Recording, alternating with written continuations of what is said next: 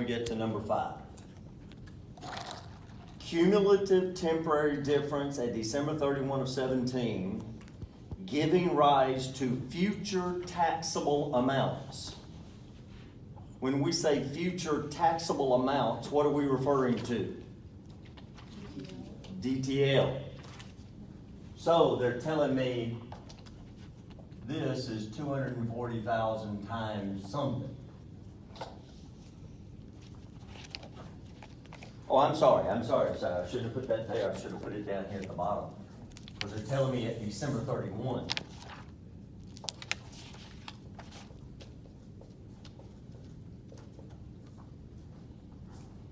And then they're saying, in number 6, the cumulative temporary difference at December 31 of 17, giving rise to future deductible amounts, is 35,000.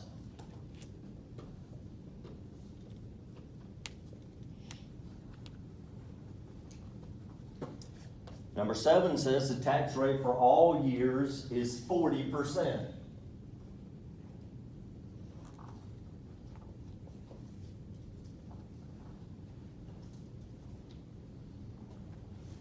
The company is expected to operate profitably in the future.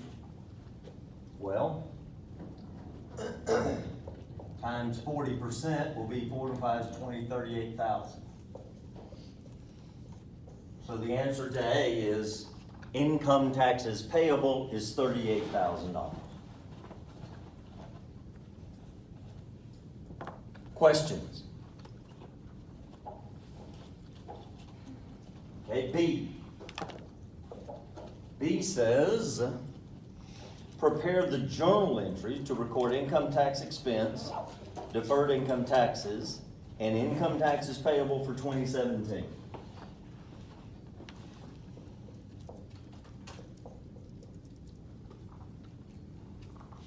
Okay, Mr. Rollator, help me. What do I do? Give me something to debit or to credit or something. You debit Income tax expense.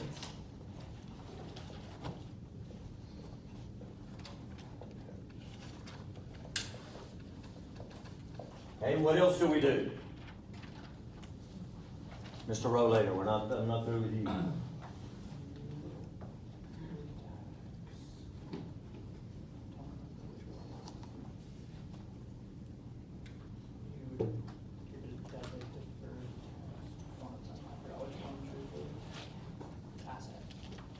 Debit deferred tax asset.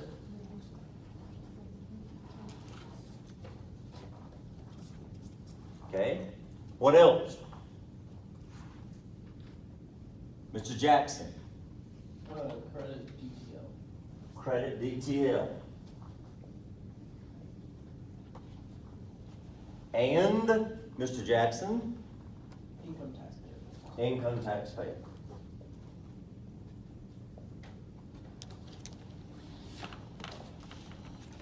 Now, Mr. Rollator, please. You said debit something else, and then you looked in your notes and you said debit DTA. Did you really have to look in your notes to remember that an asset is a debit account? I did at that time, yes. You're correct. Because you feel threatened by me, I mean. I suppose. Yeah, okay. Okay, well now we need some dollar amounts. Who can help with some dollar amounts? Ms. Pitts? For temporary assets, it would be temporary difference times the future tax rate. So would you take the 96,000 and the temporary, I'm sorry, wrong account, the 14,000 that you would get? Okay, wait a minute. So this needs to be 96,000 Yes. because I multiplied 240,000 times 40%. Okay, so now, just focusing on that T account, what do you know? What do I need to do? Get the temporary difference.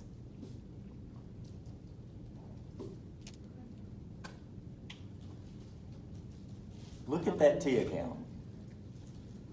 You began the year at 40,000 So you, and you end the year at 96,000. yeah, there's a 50,000 So difference. I need to credit DTL 56,000, right? Yes. Okay, that's right. Okay, what else do we know? Mr. Carr? Well, looks like our income tax payable is 38,000. Oh, yeah, he'd see the low-hanging fruit, he went for it. That's right. Work smarter, not harder. Yeah, you're a finance major, aren't you? Yeah. All right, 4 to 520, carry 2, 14,000. Okay, what else? Ms. Toomey? Debit DTA 14,000. Debit DTA 14,000. Correct. And then what is left, Ms. Finch? Plus for income tax expense. And how much is it? 80,000. 80? That's what I think. Questions? The one thing I'm confused about is that it says, say the temporary difference times the future tax rate. So why do we not do 56,000 and 14,000? Oh, the temporary difference is already, okay, never mind, that's what I was confused about. Never mind. They didn't tell us how much the cumulative temporary difference was to start with, but we can figure it out because 40% is the tax rate for all years. So the question is, what times 40% equals 40,000? So it must have been 100,000. Right? So the portion that originated this year was the 140,000. And so then magically,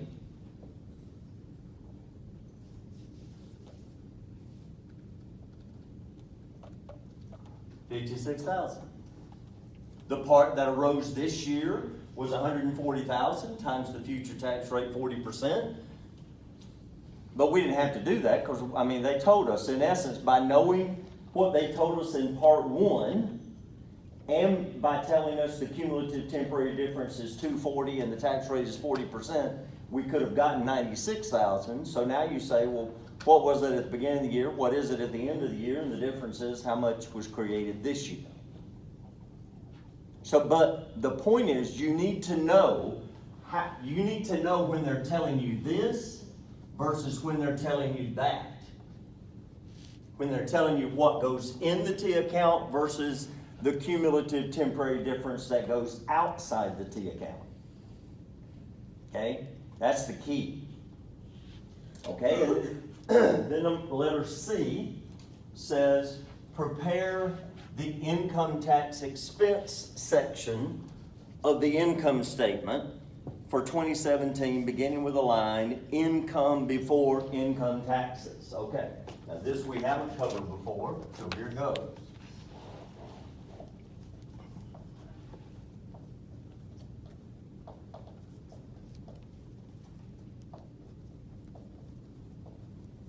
All right, and that's another term, that's the gap term for pre-tax financial income, which they tell us in one of the items is $200,000.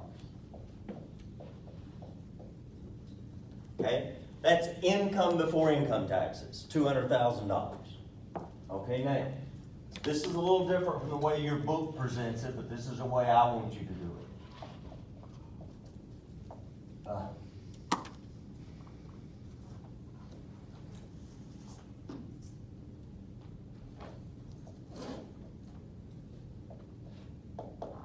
That colon is something that your book doesn't do, but it should.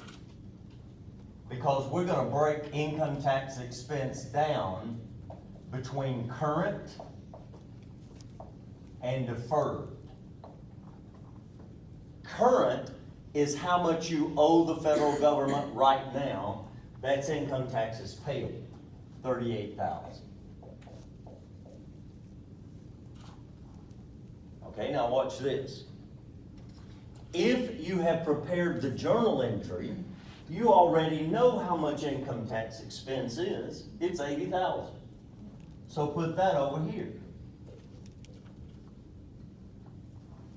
Okay? Now, the combination of these two is how you get the deferred. And in this case, it's going to be what? 42,000, right? 56 minus the 14 is 42. And now you look, you have to add them to get to 80. Sometimes it will be that you have to take the difference. So you should always put it in a minus sign before it. Are you with me? But as long as you know this one and this one, you can always get that one. And so then net income is the result.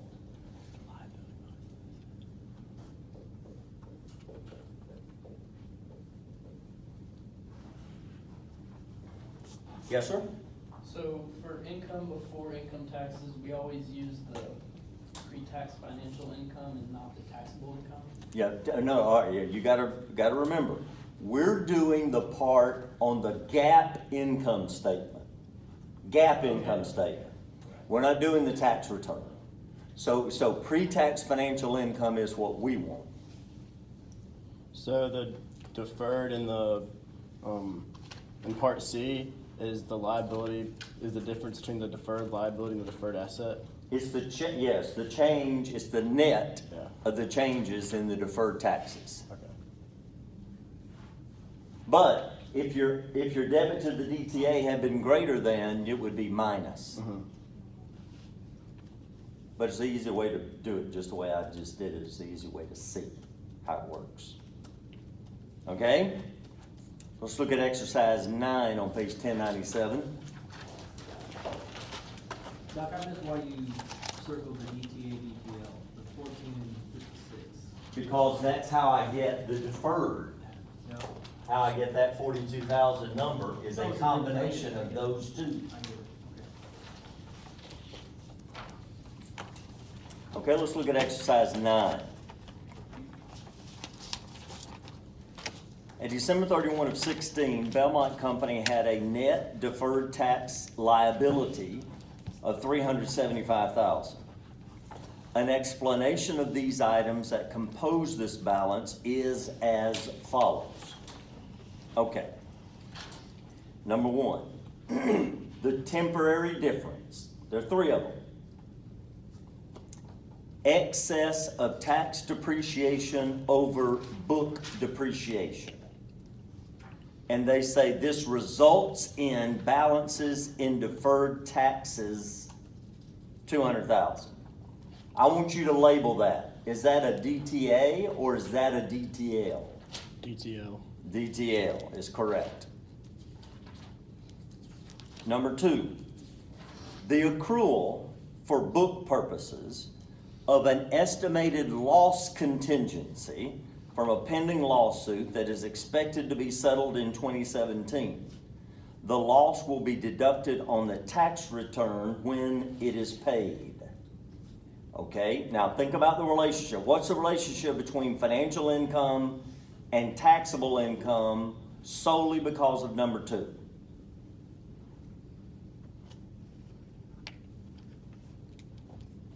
Mr. Bland, financial income is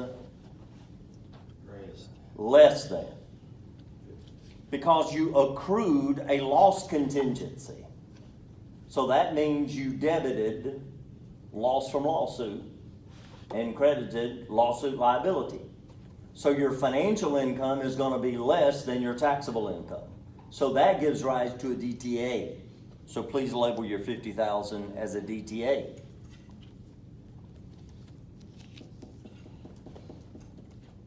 Okay, now, before we talk about number 3, I have to go back and talk to you about something. Tell you. You probably did this in 331. Did you talk about installment sales accounting in 331 with Dr. Rich? Does not ring a bell. Okay. Well, here's the deal. As a taxpayer, if I sell say I sell a piece of land for $300,000 that I paid $200,000 for. So I have a $100,000 profit. But you're gonna pay me over the next 3 years $100,000 a year. Okay? For tax purposes, what I would do is take the 300,000 minus the 200,000 and say, okay, I got 100,000 in profit. That is 1/3 or 33% gross profit margin. So when you pay me 100,000 in year one, I'm gonna multiply that times 33%, and I'm gonna pay I'm gonna pay taxes on 33,000 of that profit. In year two, when you pay me 100,000, multiply it times 33%, I pay 33% taxes on that, and then do the same thing in year three. Think about it. Why should I have to pay the tax liability on a $100,000 profit when I haven't even received all the money yet? That's what installment sales accounting says. If you qualify for installment sales accounting, you can do that for tax purposes, but not for financial accounting purposes. Financial accounting purposes, we recognize the whole profit in the year we make the sale, and then just collect the receivable over time. That make sense? Okay, so now looking at number 3, the accrual method is used for book purposes. That means GAAP. And the installment method used for tax purposes for an isolated installment sale of an investment. Okay, now think about the relationship. What is the relationship between financial income and taxable income because of this one thing? Financial income is greater than. Therefore, this gives rise to a DTL. Okay, now, I don't know if you remember, but Mr. Jackson on Tuesday asked a question. He said something about when we had a problem like this, he said, aren't we supposed to net those? Okay? Here's the accounting. We debit the DTA and we credit the DTA. Now the question becomes, where do we put these accounts on the balance sheet? What are our choices? On the asset side, what are our 5 choices? Current assets, long-term investments, PP&E, intangibles, Other. Yeah. Okay, so this would probably be in either long-term investments or other assets. Okay? What about the DTL? What's your choices here? Probably other liabilities. Under liabilities, yeah, but No, other liabilities. no, there's no such thing. It's current liabilities and long-term liabilities. Yeah, long-term liabilities probably. That's my guess. Okay, all right, well, here's the rule. They're all non-current, but you net them against each other when you put them on the balance sheet. So, in this case, we would net them to a $42,000 DTL, and it would be a non-current liability in long-term liabilities. Now that's a lot easier than it used to be. It used to be you had to go in and figure out what's this related to. The depreciation one is related to PP&E, which is a non-current asset. Therefore, it will be a non-current liability. The next one, though, is a current liability. Therefore, it would be a current DTA. So it used to be a lot more complicated than it is now. Now, we net DTAs and DTLs against each other, and you wind up with one of them. And whatever you wind up with, it's a non-current one. You either wind up with a DTA or a DTL, and if it's a DTA, it's a non-current DTA. If it's a DTL, it's a non-current DTL. Why are you looking like that? So So we net them together and it was a DTA of 42,000 instead of DTL of 42,000, we would have to either put them, would it always go in other, or could it go in PP&E or long-term? No, all you need to know is it's a non-current asset. Okay. And remember, those are those four categories, but it's not PP&E, so we know it's not that. It's not an intangible asset, we know it's not that. Could be considered a long-term investment or other, I would say other. But what you need to know is that it's non-current. Now, when you do the Gleim book, I believe they still have the old way of classifying. You need to, and I'm probably on the, have I uploaded that form that talks about the Gleim coverage for the final exam? Mm-hmm. If you have to pay attention to this new rule, I'm pretty sure I would have emphasized that. But you just need to know that all DTAs and DTLs are non-current now, period. Doesn't matter what they're related to. What they're trying to do in this problem, look at the paragraph below the chart. In analyzing the temporary differences, you find that 30,000 of the depreciation temporary difference will reverse in 17, and 120,000 of the temporary difference due to the installment sale will reverse in 17. The tax rate for all years is 40,000. Instructions. Indicate the manner is 40%. I said 40,000. Indicate the manner in which deferred taxes should be presented on Belmont Company's December 31, 2016 balance sheet. Well, they've already got it, they've done all the work for you. It's a 375,000 non-current DTL. Right? You had DTL by the first one, DTA by the next one, and DTL by the third one. They net to a DTL and it's non-current.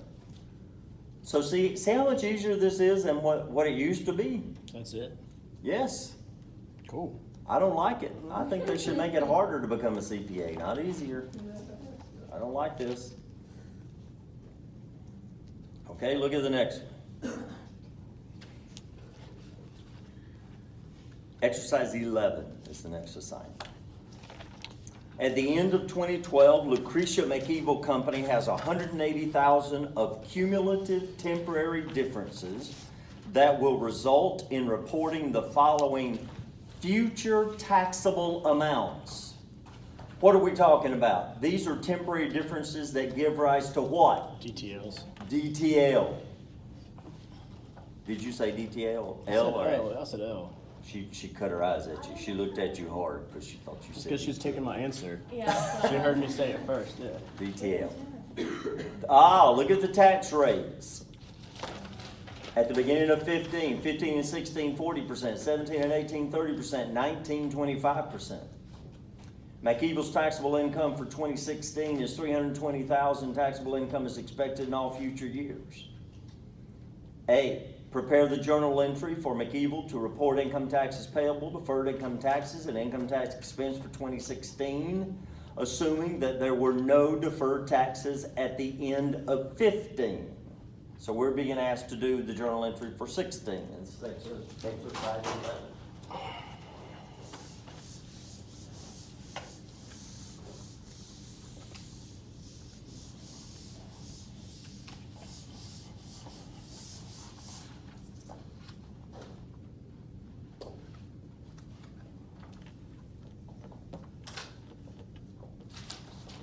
That totaled 180,000? Yes.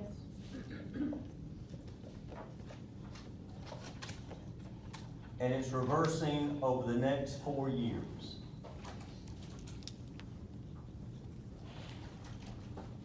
$60, $50, $40, $30.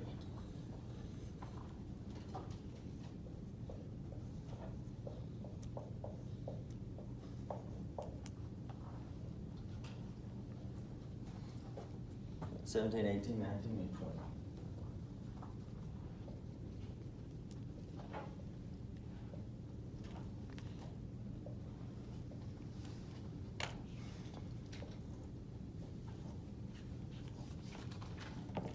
Okay, so what are we gonna do here? What does our journal entry look like at 12/31/16.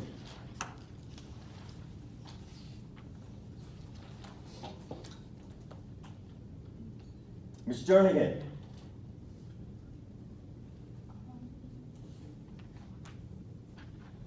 Okay, I think the tax rate, would we use the one that's 30%? Cause it starts in 2017, which is when they become due. okay, so what do you want me to do? Okay, you would,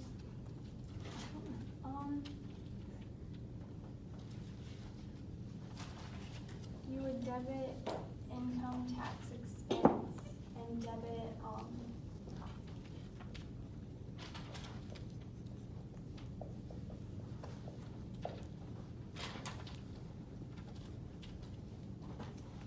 would you debit a DTA at all?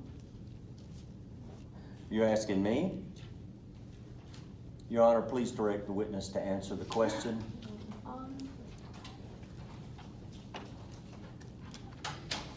Okay, I think you would just credit DTL and credit income taxes payable. Okay, I think you're right, because there's nothing in this that says future deductible amount. It's future taxable amount, which means it gives rise to a DTL.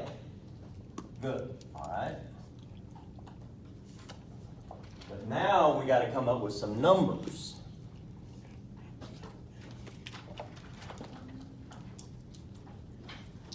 Would you debit DTL for 60,000? When you told me to credit DTL, I mean credit, that's what I meant, sorry, credit DTL. no. Of the 180,000 in cumulative temporary differences, they're telling you 60,000 is gonna reverse next year. Oh. So you would debit credit DTL for 180,000, the full? No.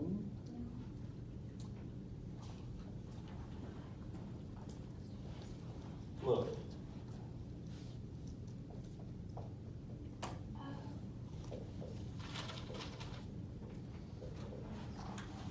that's what they're telling you, is that at the beginning of the year, there were 0 cumulative differences, and at the end of the year, 180,000. Okay, would you credit DTL for? Stop, stop. I'm just trying to get the tax rate. Which one we use, I guess. What are you thinking, Mr. Jackson? Well, you would use the 0.4 for the taxable income to get income tax payable. And then What is the rate in 17 and 18? That's 0.3. 30%? Yes, yes. And what is the tax rate in 19? 25. And do you just multiply those? And 20? 25%. Oh, okay. 25 after 19. All right, so 110 times 30 would be 33,000. And 70 times 25%, 17.5. So now we know how much the DTL is. Okay, listen, see, there's something very basic that you have not grasped yet. Yesterday, when I put this on the board,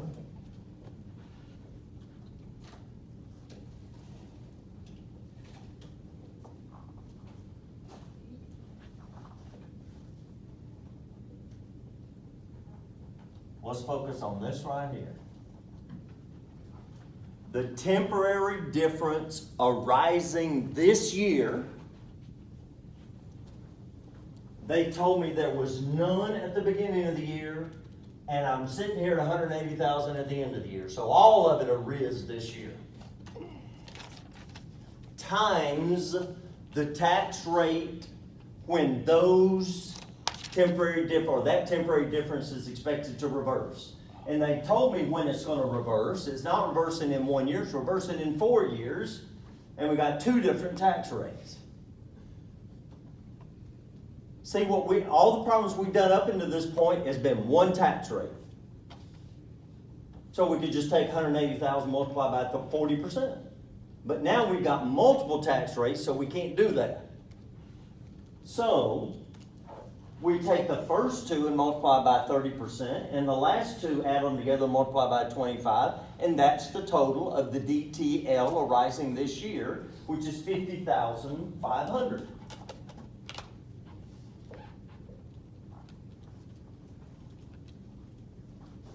Are you with me?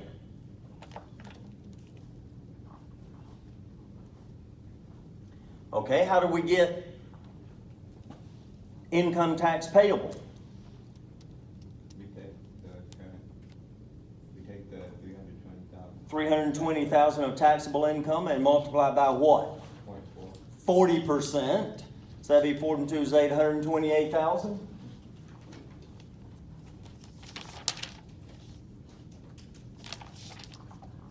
And so income tax expense is 178,500.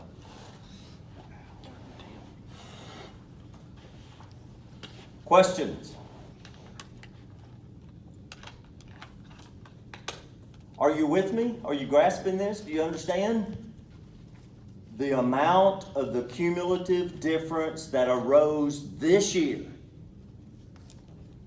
times the tax rate when that's going to reverse. And the only thing different in this problem is they've made it simpler for you. They only gave you one of them, a DTL, not a DTA, and a DTL. But they made it multiple tax rates. So you have to break that 180,000 down by how it's going to reverse. Okay, now look at letter B. Prepare the journal entry for McEvil to record income taxes payable, deferred income taxes, and income tax expense for 2016, assuming that there was a balance of $22,000 in a DTL account at the end of 15. Mr. Evers, are they telling me that 22,000 goes in the T account or out here? There's a balance of 22,000 inside. Inside. They're telling me it's this. Are you with me?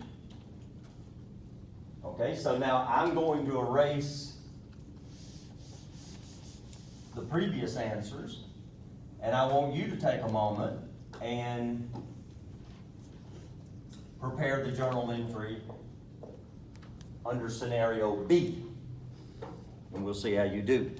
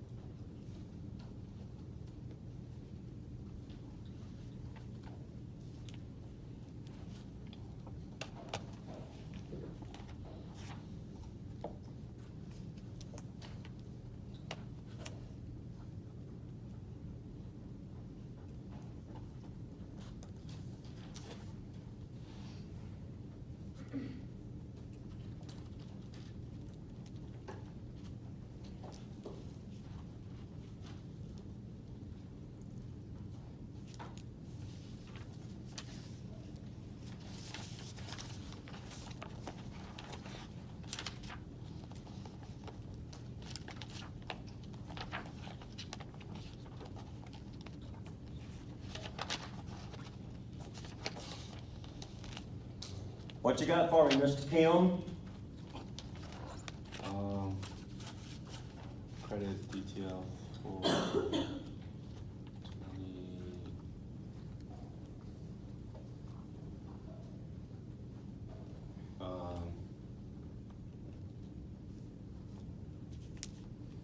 28,500.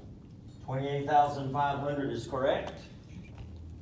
Credit income tax payable for 128. Is that right? Yes. So 156.5?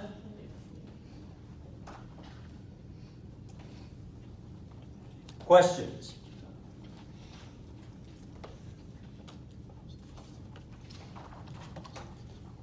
I mean, see now, the first couple of exercises we were crawling. Then we stood up and started to waddle a little bit and walk around. We're about to trot. Some of us. So stay with me. All right. The next one is exercise 12.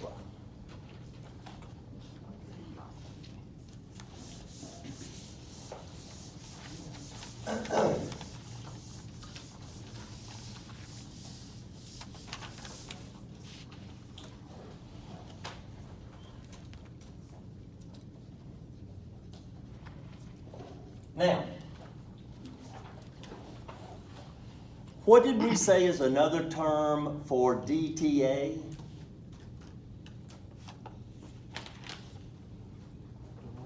Huh? Future deductible amount. Okay, now listen to me. You can think of DTAs in your mind as prepaid taxes.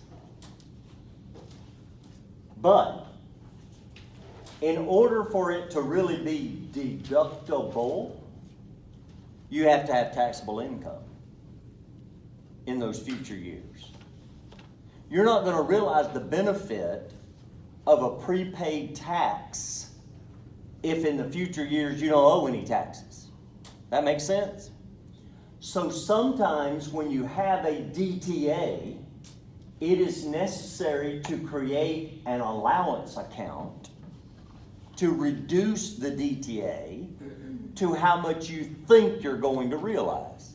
Is there a limit to which you can deduct your income tax, your revenue payable, your income, your taxable profit? Is there a point that you can deduct that to? Like, is there a limit, a floor? Your taxable profit. Or not your taxable income, I'm sorry. You can have a wall, so. I'm not understanding the question. Like, can you take deductions down all the way to, Well, but, essentially your but entire- once you take those deductions, that's what you wind up with, taxable income. yeah, but can you essentially make your taxable income like, Zero? from like 500,000 to like zero? Like If you have enough $10? deductions, yes. Okay, that's what I was asking. That's why, Skippy, the president, doesn't want to release his tax returns. What's his name? Trump. Doesn't want to release his tax returns because he's had all these years of probably not paying any taxes. But, I mean, I guess he can't defend it, but the way you and I take, the way I take a home mortgage deduction on my tax return because it's legal, well, he's only doing stuff that's legal. And so, I mean, if Clinton deducted money they paid into their foundation, well, is that a tax loophole or is that a legitimate taxable deduction? It's a legitimate tax deduction. Well, in real estate, there are lots of deductions that are related to real estate that make real estate an attractive investment. I think what he doesn't want you to see is that he lives in that gaudy Trump Tower apartment with all that gold in there, and he doesn't pay any federal income taxes. Mhm. But I say if it's legal, it's legal. I mean, why do we care? I mean, the IRS would have said something by now. if I there was a believe they problem, would I have imagine. audited, and I'm sure he's been audited a bunch of times, and so yeah. But yes, you can make taxable income become zero if you have enough deductions. Okay. Right, allowable write-offs and stuff. So, sometimes when we have a DTA, it may be necessary to reduce the DTA to how much of the amount of the DTA you really expect to benefit from. For example, why do we have the allowance for doubtful accounts? Because we think people are not gonna pay. So to reduce our accounts receivable balance down to the portion that we think we're probably going to collect. Same concept here. We're going to reduce the DTA down to the amount we expect to realize. And all this is conjecture. All this is forecasting. but they'll tell us what to do. All right, let's look at exercise 12. Jennifer Capriotti Corporation has a deferred tax asset account with a balance of $150,000 at the end of 16 due to a single cumulative temporary difference of $375,000. Okay, now, that's old.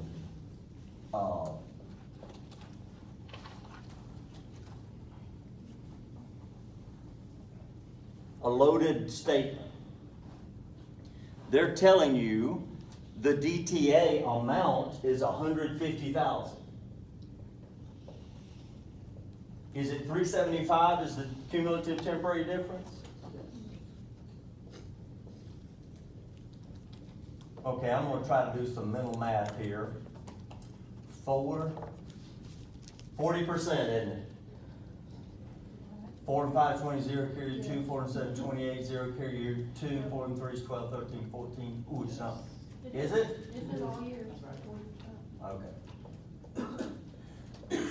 All right. Then they say, at the end of the year, the same temporary difference is a cumulative $450,000. Okay, now what are they telling me? Is that the amount that goes in the T account or out here? Out here.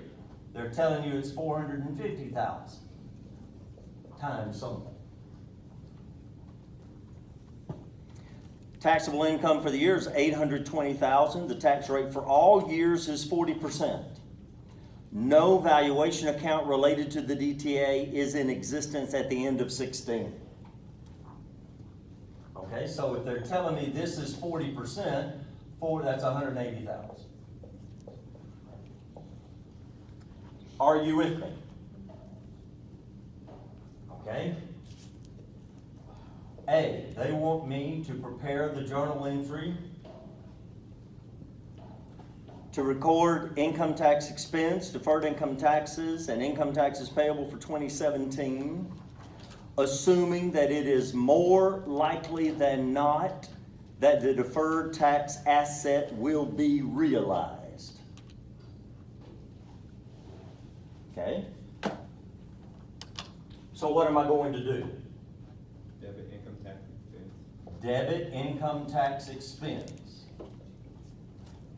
We don't know yet how much because that's the plug. What else do we do? DTA. Debit DTA. Do we know how much the DTA is increasing by? 30,000. That's exactly right. And then credit? Income tax payable. Income tax payable. And that's the. And we already know it's 820 times 4. 4 and 2 is 8, 328. Well, there we go. So what is it? 298? No, 298, yeah. 298?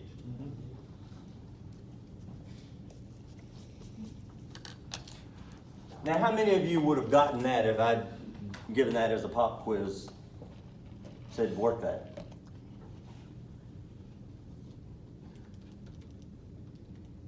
No? No. Well, now if you give it to, if you give it to me, I'll get it right. But I have to give you the same numbers? No. Oh, okay. Okay, now look at B.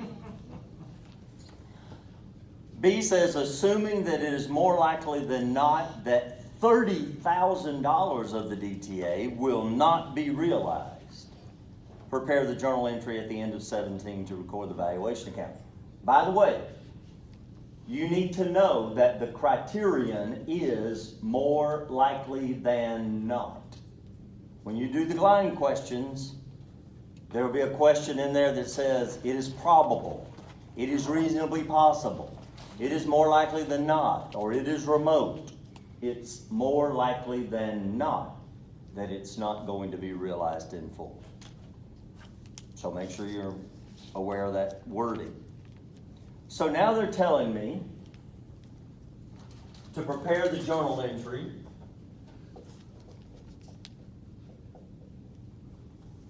but now they're saying you need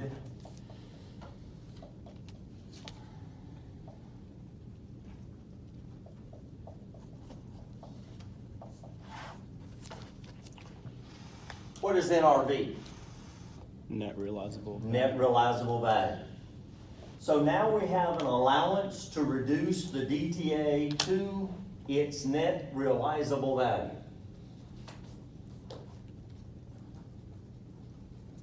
And how much do we want in the allowance to reduce account? 30,000. 30,000. On the debit or credit side? Credit. Credit side. That makes sense? So now what they're asking us to do is prepare the journal entry related to that. You still gotta do this. This has already been done. Now all they want us to do is the journal entry related to this. We see what we're gonna credit. What are we gonna debit? Okay, let me, look up here, look up here. Suppose this DTA line were not here. How would that change income tax expense? It would increase. It would increase it by 30,000, right? Okay, so what you've said is, okay, this happened and we created the DTA or increased the DTA, but now you're saying, I don't think we're gonna be able to benefit from that. Well, then you debit income tax expense. So you debit income tax expense, 30,000, and credit your allowance to reduce.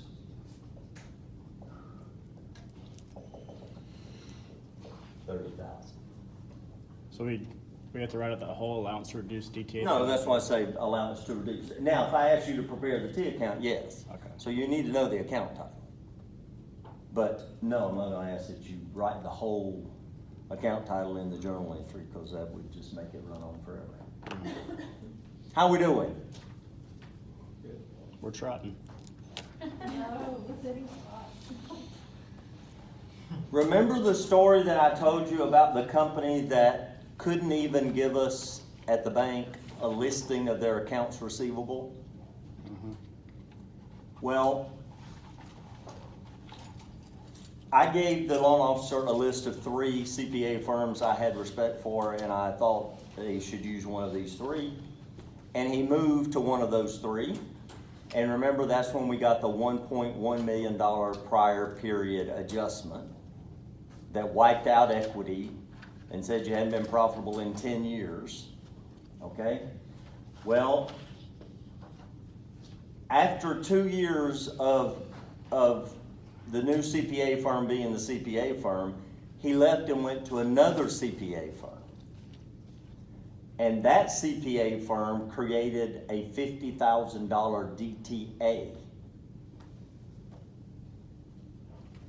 Now, I wasn't a CPA at the time, so I didn't understand the significance of that.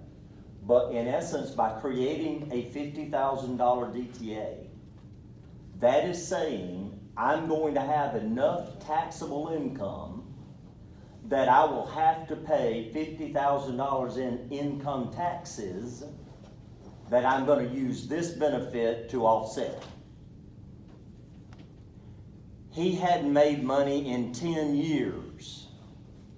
How in the world was he going to have enough taxable income to have to pay $50,000 in taxes? So after a couple of years, the accountant eliminated the DTA. Now think about it, the way he created it is he debited DTA and he credited income tax expense. So he had a negative expense on the income statement, which increased net income, which increased retained earnings, which gave him some equity.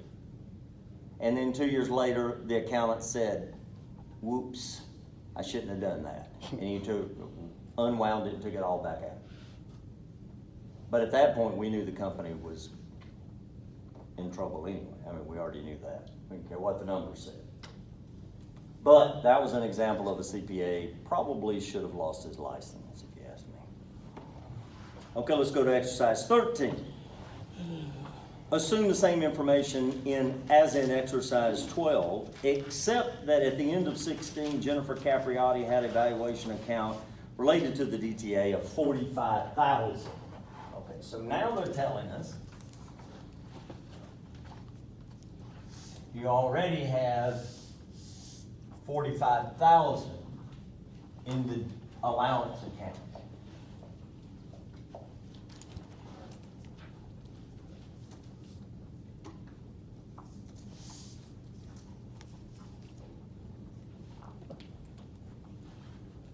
Record income tax expense, deferred income taxes, and income taxes payable for 17, assuming that it is more likely than not that the DTA will be realized in full.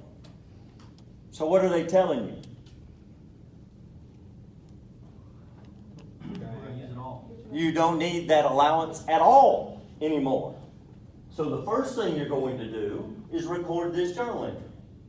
So we're going to debit the DTA, the 30,000 that it increased this year. We're gonna credit income tax payable, the 328,000 we owe. And we're gonna solve for, what is that, 298? As income tax expense. Are you with me? All right, so now we need to get rid of the 45,000. So what are we gonna do? Debit allow to reduce. Debit the allowance. Allowance to reduce 45,000. And credit income tax expense.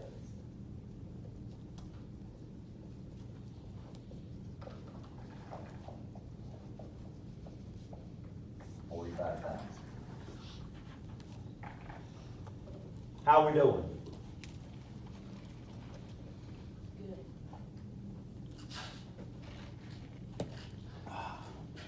Okay, look at letter B. Record income tax expense, deferred income taxes, and income taxes payable for 2017. Assuming that it is more likely than not that none of the DTA will be realized. That's the example I just gave you of my Mickey Mouse accountant doing. So now what they're telling you is, you still have to do this, of course. But now, what do you want the balance in the allowance account to be? 0. No, negative 15. Huh? Negative 15. Not in the whole 180,000. 180,000, that's exactly right. You want to reduce the DTA down to 0. Because you're convinced it's worthless. So what will that journal entry look like? Debit? And credit? How much? 135,000? 135,000.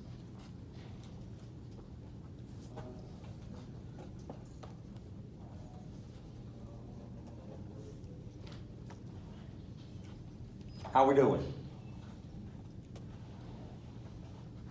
Are you with me? Is this beginning to sink in a little bit?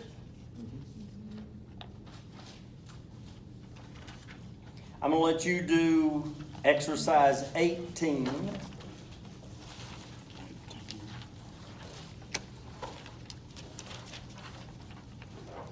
And I want you to do exercise 20.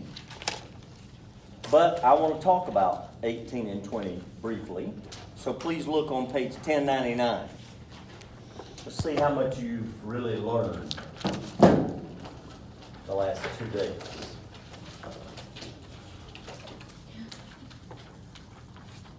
Terry Hatcher, Inc., in its first year of operations, has the following differences between book bases and tax bases of its assets and liabilities at the end of 16. Equipment has a book basis of $400,000 and a tax basis of $340,000. What is that telling you?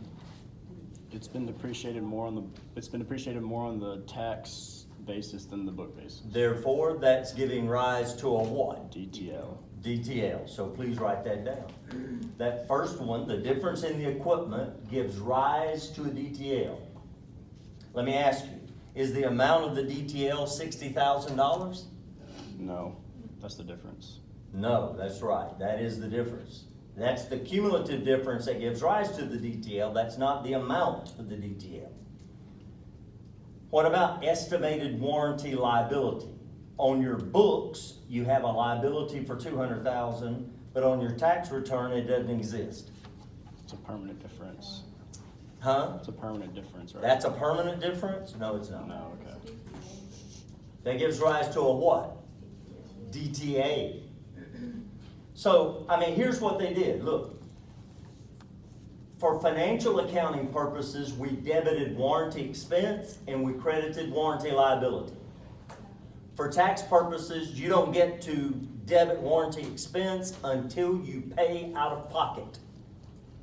They don't want you estimating. The IRS says, no, we let you estimate, you'll estimate so high you'll never pay taxes. So they say, no, you can't do that. You can only deduct when you actually honor the warranties. So that's a temporary difference, not a permanent difference. Remember, there were only 5. They related to Insurance. municipal bond, interest income, and expenses incurred to earn that income, life insurance proceeds, and fines and penalties due to the violation of law. That's it. So the estimated warranty liability, you booked a liability on your financial statements, but not on your tax return. So what is the relationship between financial income and taxable income? Financial income is less than. Therefore, this gives rise to a DTA. Okay, turn over. Look at exercise 20. The differences between book bases and tax bases of the assets and liabilities of Castle Corporation at the end of 16 are presented below.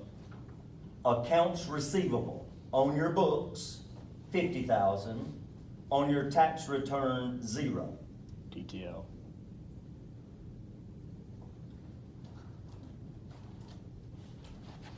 So, what is the relationship between financial income and taxable income? Financial income is greater. Financial income is greater than.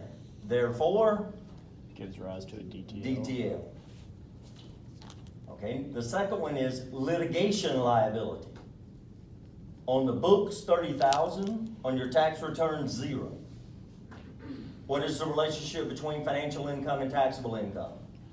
Taxable income is greater. Financial income is Less. less than. Therefore, this gives rise to a DTA. So you should be able to handle that. Let's turn over and look at exercise 25. Exercise 25. Whoa.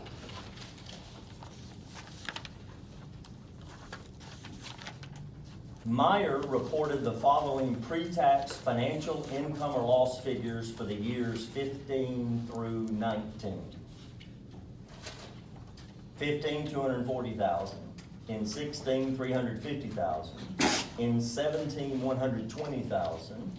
In 18, a massive loss for 570,000. And in 19, 180,000. Pre-tax financial income and taxable income or loss were the same for all years involved. The enacted tax rate was 34% for 15 and 16. So in your book, please put a little bracket around the 240 and 350, and out to the right of it, write 34%. And then put a bracket around the 120, the negative 570, and the 180. And write 40%.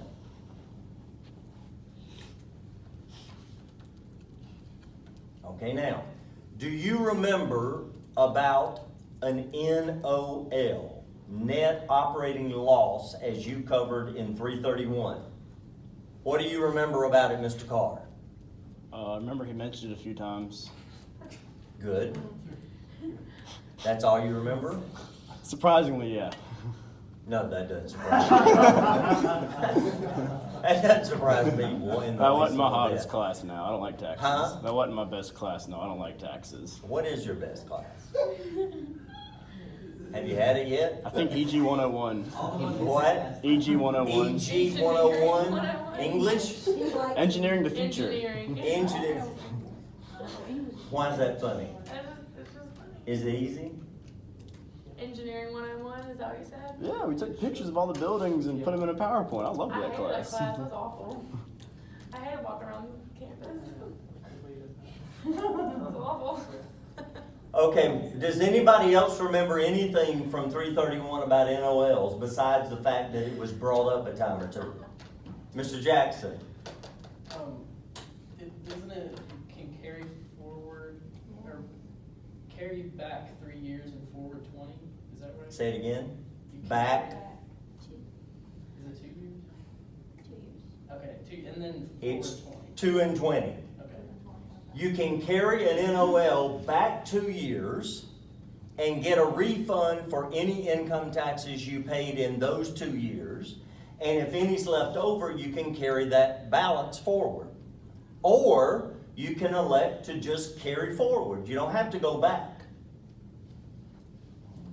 Now, what they're saying here is, the last sentence before the instructions, assume the carryback provision is used first for the net operating losses. So we are going to carry back. And by the way, folks, when you carry back, you have to go back 2 years. You can't go back just 1 year. You got to go back 2 full years. A says, prepare the journal entries for the years 17, 18, and 19 to record income tax expense, income taxes payable or refundable, and the tax effects of the loss carry back and carry forward, assuming that based on the weight of available evidence, it is more likely than not that 1/5 of the benefit of the loss carried forward will not be realized.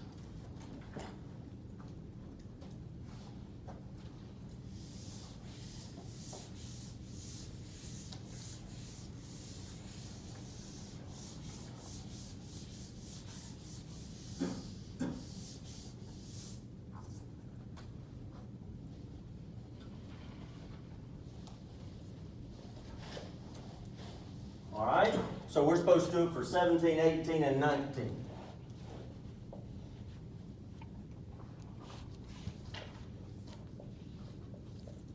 And they told me that taxable income and taxable income, and financial income are the same in all years.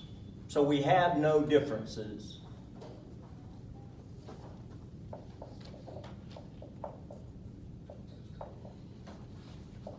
So in 17, we had taxable income of 120,000, and the tax rate was 40%, so we paid 48,000.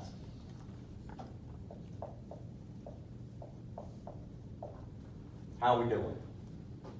That make sense? Very easy. Now is when it gets interesting.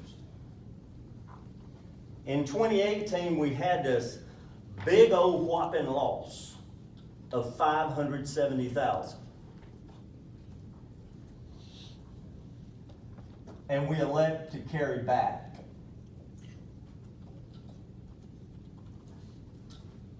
So we go back 2 years. What was our taxable income 2 years ago? 350. 350. And what was the tax rate in that year? 34%.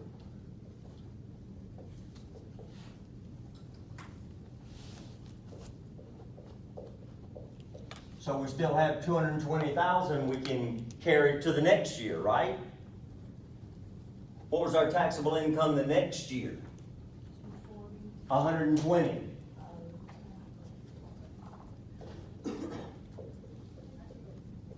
And this was 40%, we just said.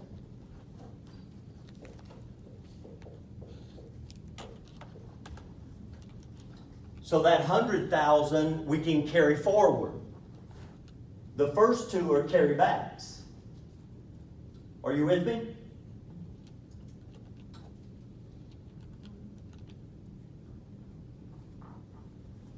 Mr. Bland, what is 34% of $350,000?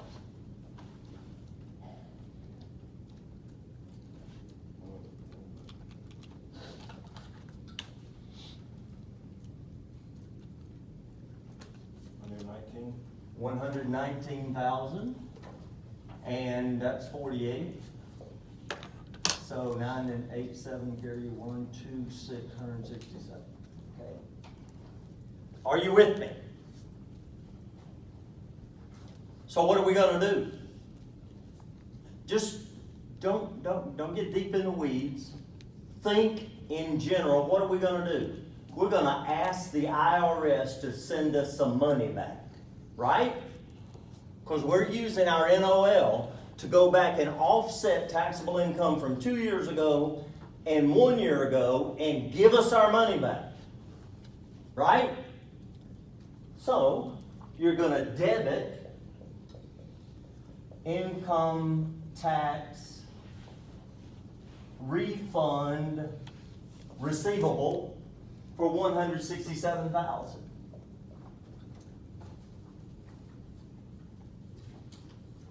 That makes sense? And you're gonna credit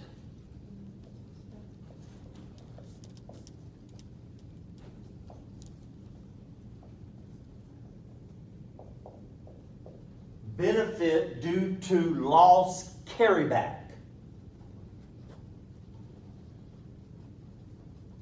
This is the same as negative income tax expense. But you don't call it negative income tax expense, you call it income tax benefit, right? That makes sense? Benefit due to loss carryback. Okay, so now we've handled the 167. What about the 100,000 that we get to carry forward? What will that give rise to? Deferred tax liability. A loss, right, on your. That would be a DTA.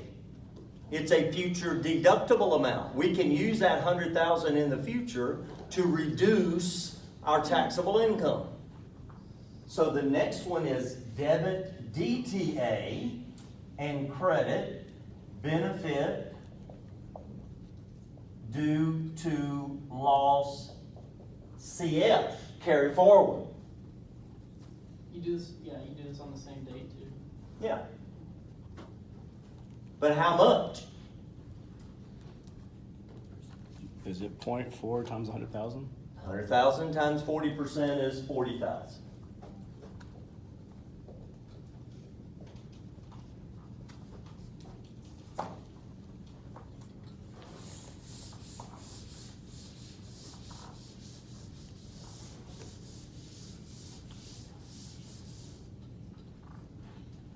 So here we sit with the DTA for 40,000. But now what did they tell us in the instructions? Only 1/5 of it will be effective. No, say it again. Based on the weight of the available evidence, We'll lock it up. 1/5 will not be realized. I thought you said only 1/5 would be realized. 1/5 will not be realized. So we want allowance to reduce DTA to NRV. What do we want the balance in that account to be? What is 1/5? 8,000, very good. So, what are you gonna do? Now, we'll be careful. We know what we're gonna credit, but what are we going to debit? Income tax. Benefit due to loss reward. There you go. Thank you, Ms. Walker. Look, we haven't used income tax expense this year. So we can't use it now. It's benefit due to loss carryback.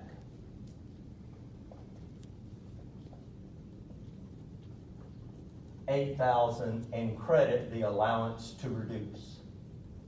it be carried forward? Yeah, you're right. Should be carried forward.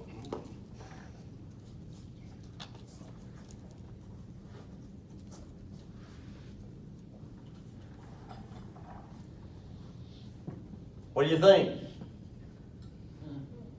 First, we handled the carry back portion, then we handled the carry forward portion, and then we recorded the allowance to reduce the DTA to what we thought we were gonna actually benefit from. Okay, now we have to go to 19. In 2019, we have income of 180,000. Okay, now I want you to think. Look over here.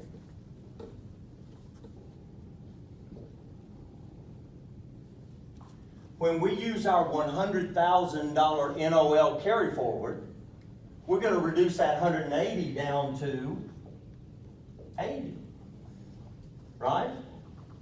And the tax rate is 40%, so what we're gonna owe is 32,000.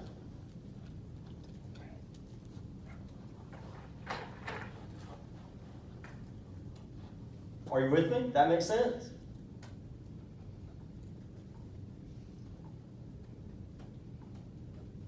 Okay, so what's the journal entry gonna look like? Debit? Tax expense.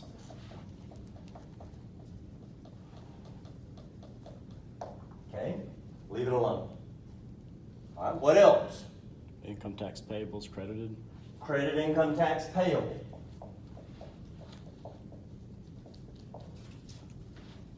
And do we know how much we're gonna have to pay? Mm-hmm. How much? 32,000. 32,000. Okay. What else do we need to do? Benefit due to loss. Aren't we decreasing the DTA? Aren't we using the DTA? So credit DTA for 40,000.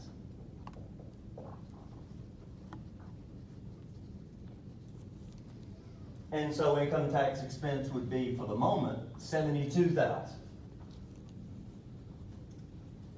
But look up here. I cannot have the allowance account without its partner account.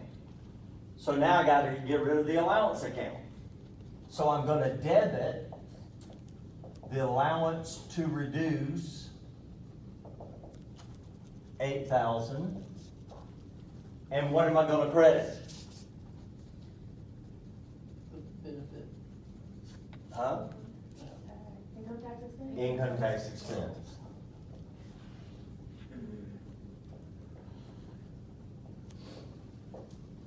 Income tax expense.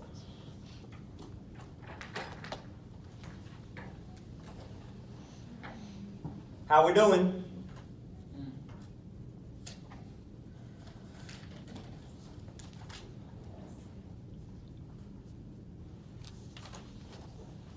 Okay, now I want y'all to do problem 1.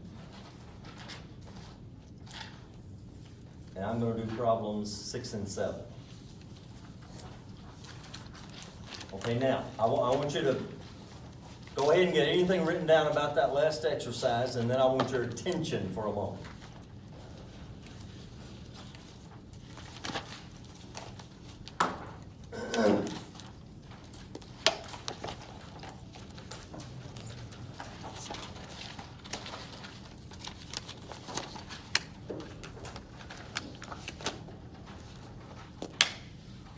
Okay.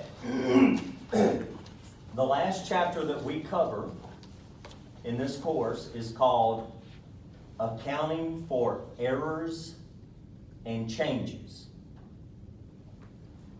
An error is when we make a mistake.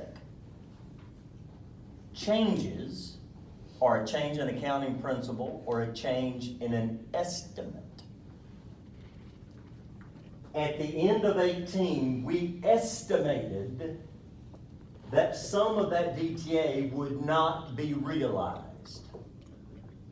Then in 19, we discovered we were wrong. We do not go back and change the records for 18. Whenever you discover that an estimate that you made was inaccurate, you fix it now and go forward. So, I mean, think about it.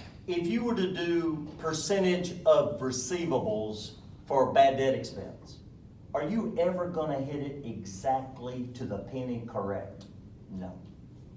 So, we don't worry about going back and restating the financial statements. We say, okay, 2% was too low, so we're gonna go to 2.5% now and in the future, until we find out 2.5% is too high. Okay?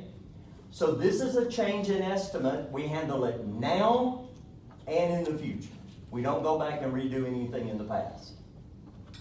So that's important because we're gonna have a chapter where we have to talk about if you have this kind of an error or this kind of a change, what do you do? A change in an estimate is one of those changes, and a change in an estimate is handled now and in the future. Do not go back and restate. Don't go retrospective, no.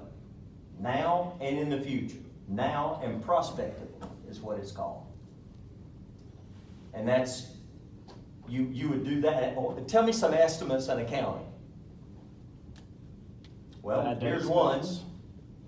Huh? Bad debt expense. Bad debt expense is an estimate, good. Huh? An estimated warranty liability and warranty expense is an estimate. Yeah. Depreciation expenses. Depreciation is made up of a whole bunch of estimates. The estimate in salvage value, estimate in useful life, and everything else.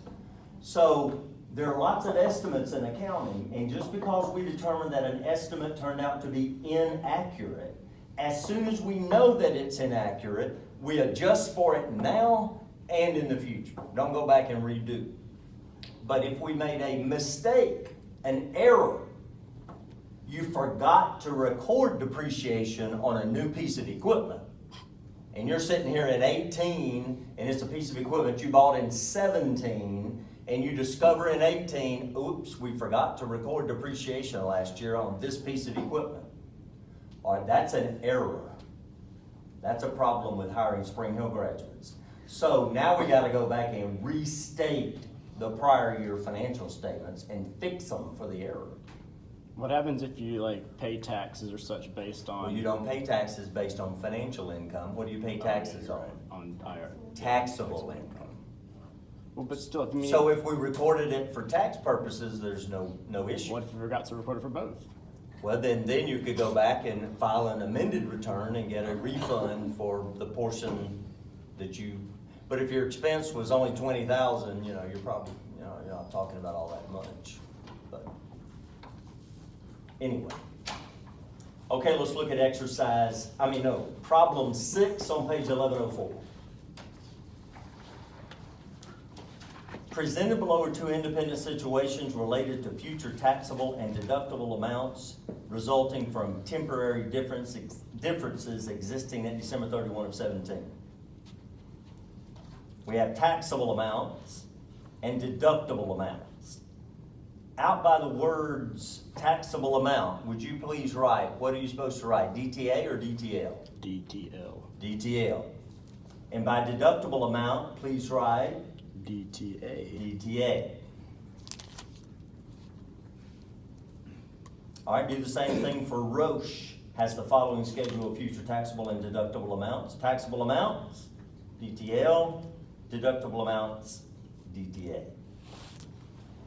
All right, this is two different companies. Mooney Company and Roche Company have taxable income of $4,000 in 17 and expect to have taxable income in all future years. The tax rates enacted as of the beginning of 17 are, okay, go back up and between the years 18 and 20, put a little bracket around them and right above it 30%. And then 21 and 22, 35%. And do that for both companies. 18, 19, and 20 are 30%, and 21 and 22, 35%.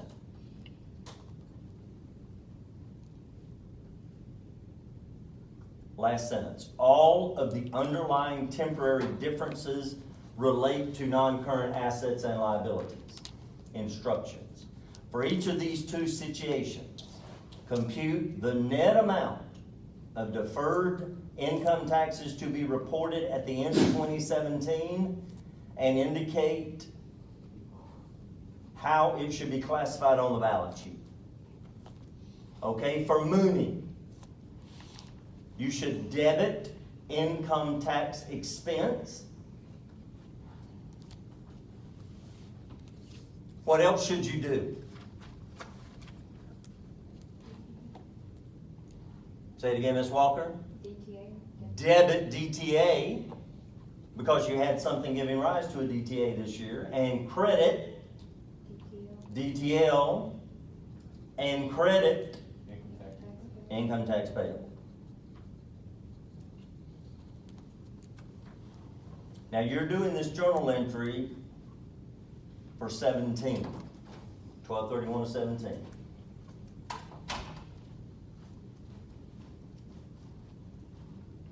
Okay, we can't do income tax expense because it's a plug. Can we do the DTA? How are we gonna get the DTA? We have to sum up the total amount that can arise to a temporary difference. Okay, and what is that? I haven't got that far yet, quite yet. If you have to sum it, then we're in trouble. Okay, well, okay, that's like negative 100. It's what? Negative 100. No. It's 1,500 in the DTL, the DTA. Never mind, okay. Someone else wanna go? What line did you write DTA on? Deductible amount, Okay, and what amounts do you see in that row? just 1,600 for 2021. Okay, 1,600. And what you gonna multiply that times? 0.35. 35%, there you go. What is 1,600 times 35%? 550. 560? All right, write it down. That's your debit to DTA. Now, your DTL is not gonna be as easy because there are two different tax rates. But 3,6,900 times 30%, 270, and then 600 times 35%. How much? The total is 480. The total is 480, so credit the DTL 480. Okay, now if your taxable income is 4,000, what is the tax rate this year? 30%. So 4,000 times 30% is 14, no. 12. 1,200. So now can you plug for income tax expense?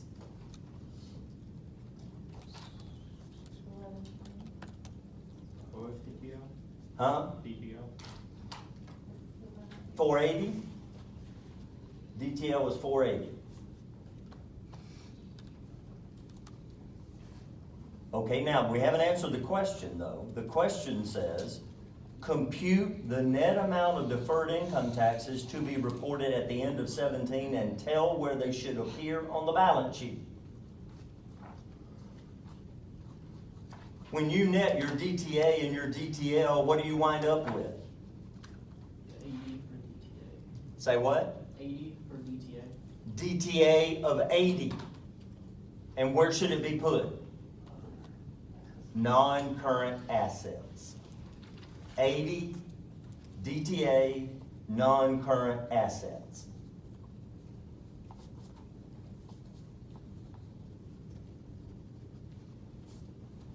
Questions?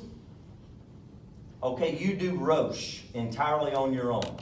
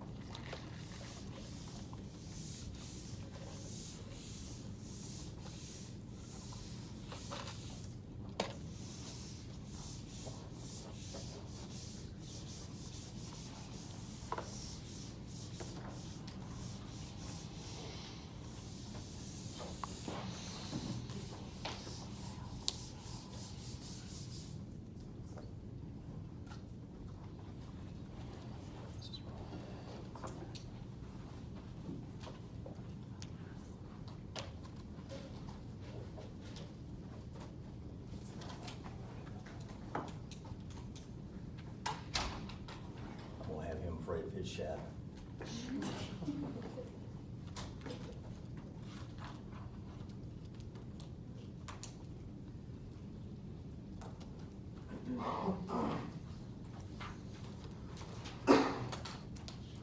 Okay, Ms. Jernigan, what does your journal entry look like? Debit?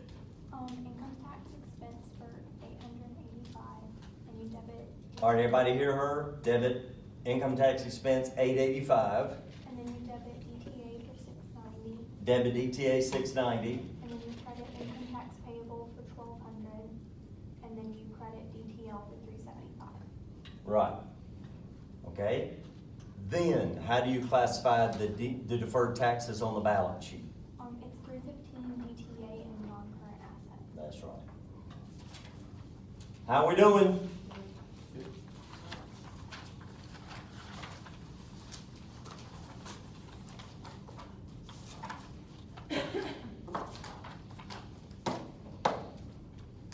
So what do you think? Is this a tough chapter, Only the NOL part. sir? Only the NOL part. Only the NOL gives you trouble. Okay. Okay, look at problem 7.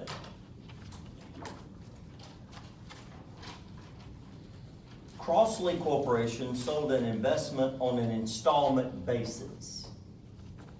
The total gain of $60,000 was reported for financial reporting purposes in the period of the sale.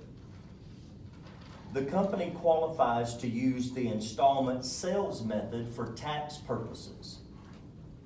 The installment period is 3 years. 1/3 of the sales price is collected in the year of the sale. The tax rate is 40% in 17 and 35% in 18 and 19. The 35% rate was not enacted into law until 2018. Would you please underline that sentence? The accounting and tax data for the 3 years is shown below. A, prepare the journal entries to record income tax expense, deferred income taxes, and income taxes payable at the end of each year. No deferred income taxes existed at the beginning of 2017.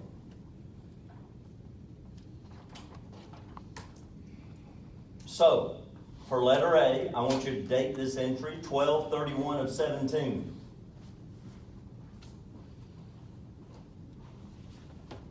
What are you gonna do, Ms. Jones? Debit? Good, income tax expense. We don't know how much, so let's leave it alone. Okay, now look at the financial income and the tax income. And it's due to a temporary difference. So wait a minute, I didn't ask you to calculate anything. I want you to tell me, is this giving rise to a DTA or DTL?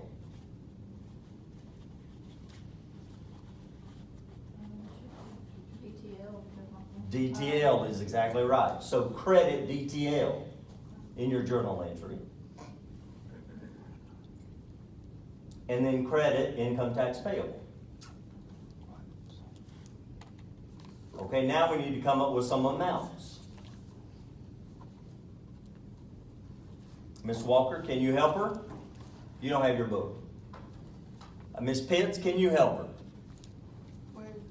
For the income tax payable, would you take the Yes. the 90,000 times the 40%? Yes. So for 36,000? 36,000 is income tax payable, 36,000. Good. All right, what about the DTL?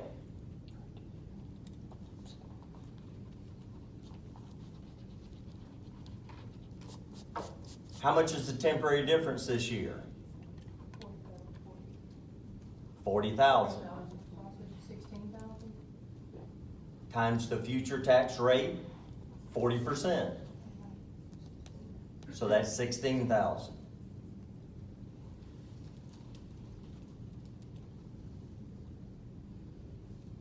So income tax expense is 52,000. Wait, will we not multiply it times 35? 5%.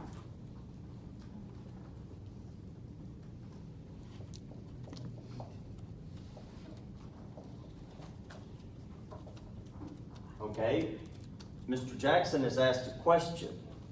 Should we multiply it times 40% or should we multiply it times 35%? Oh, it wasn't a law until. It was not enacted into law until 2018, and we're doing this journal entry at December 31st of 17. So we have to do it at 40%. Unless you can predict the future. Are you with me? Okay, now, go to your next year, 12/31 of 18.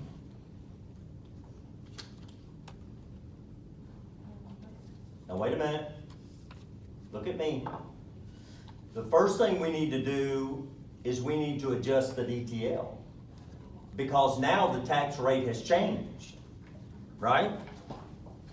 So now it should be 40,000 times 35%, which would be how much? 14? So you can't just erase and make it a new number. We have to do something on the debit side. So debit DTL 2,000 and credit income tax expense 2,000. Very good, Miss Toomey. Shout me more every day.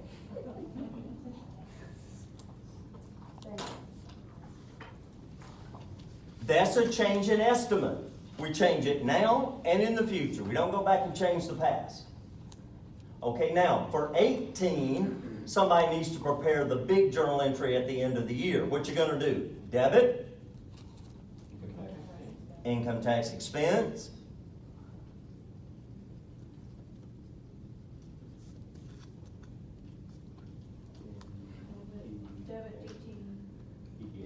DTL for 2,000. debit DTL, okay?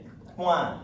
We have that adjustment. Because it's reversing, isn't it? The $40,000 difference from last year is reversing, 20,000 this year. So that means debit DTL and credit Income tax payable. income tax payable.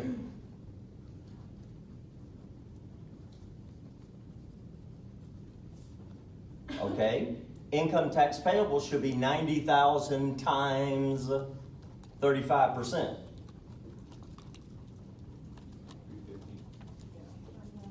Okay, this reversing is 20,000 times 35%, which is 7,000.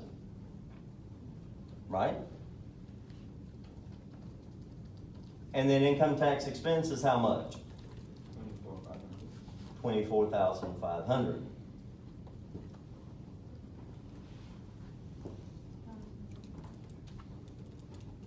Okay, now do the last year, 12/31 of 19.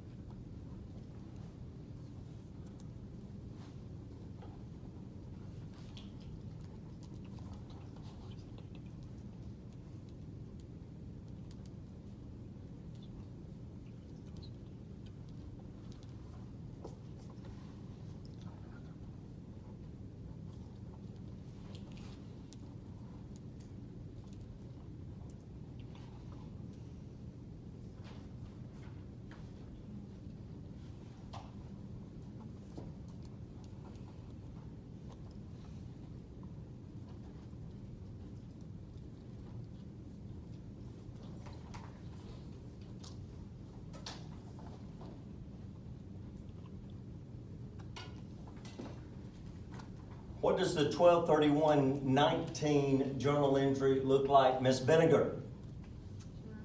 Debit income tax expense, 24,500. Good? Debit DTA, 7,000.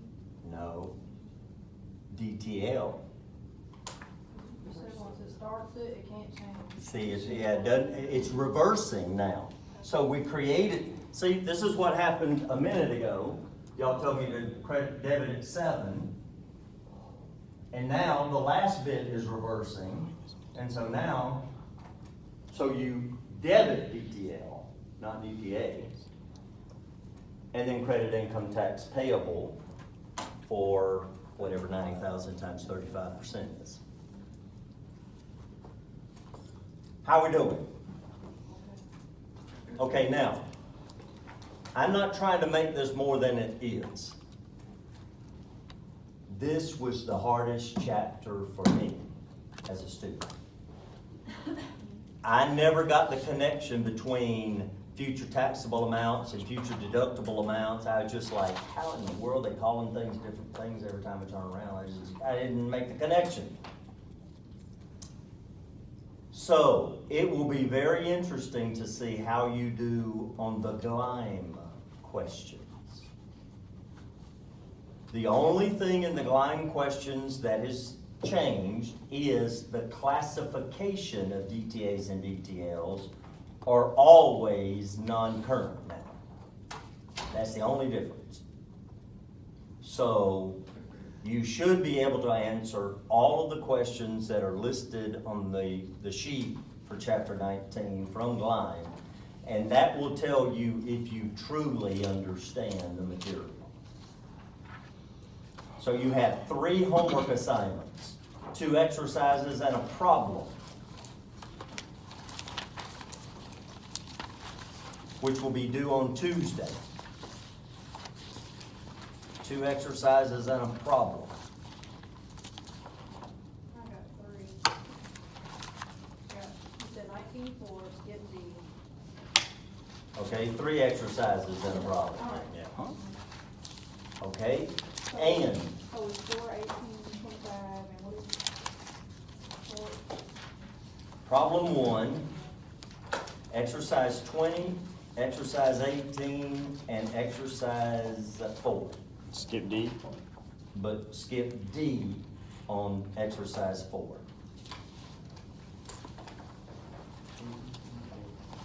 Okay, and then listen up. On Tuesday, we will start with the statement of cash flows. Listen to me. It's 1 page in notes. That's the most valuable 1 page short of the Declaration of Independence you'll ever find. Make sure you have it with you on Tuesday. Next week is the Alabama Banking School in this very building, and I teach in it a lot in the first year. It does not interfere with us on Tuesday, but it interferes with us on Thursday. So Dr. Harden will come in and help on Thursday. I think it's from 1:30 to 2:55. I think I have to be over there at 1:30, but it's right around, it's in this building, so. I'll be with you from 12:40 until 1:30. And then he will take over from 1:30 to 2:55. But I want to lay the groundwork and do most of the work on Tuesday, so we gotta be ready to go. I'm gonna take up all 3 of the, no, let's see. I'm not gonna tell you which ones. I'll just tell you when you get here which ones of the homework I'm gonna take up. But you better have your chapter 23, it's 1 page, class notes, and be ready to go. Because students from the fall semester, I had probably 2 or 3 Mitchell scholars and some friends of Mitchell scholars who were also very bright. And they thought 23 was the hardest chapter we covered. Statement of cash flows. I never thought that, and I still don't think that, but they unanimously agreed that it's the hardest. I think chapter 19 is the hardest myself. But I'm just warning you, be ready, because some students have some issues with it. So are you liable to pick up any of the problems or exercises from chapter 19 on the Yes, syllabus? Okay. any of the four. All right, any of the four, okay. Questions? It might be a good idea to read chapter 23 so that you'll kind of have an idea of what we're going to be doing. The statement of cash flows is the one financial statement that is cash-based. Back in 211, you learned that we do accrual accounting and not cash accounting. Well, the balance sheet is accrual basis. The income statement is accrual basis, but the statement of cash flows is all about cash in versus cash out. So there's some memorization to do in this chapter, but we should be able to get most of it done. If you come in here on Tuesday with your class notes already ready and ready to turn in your homework, and we'll get started. All right? Don't ever say I didn't let you go early. Thank you. I'm going to give you your money's worth whether you want it or not.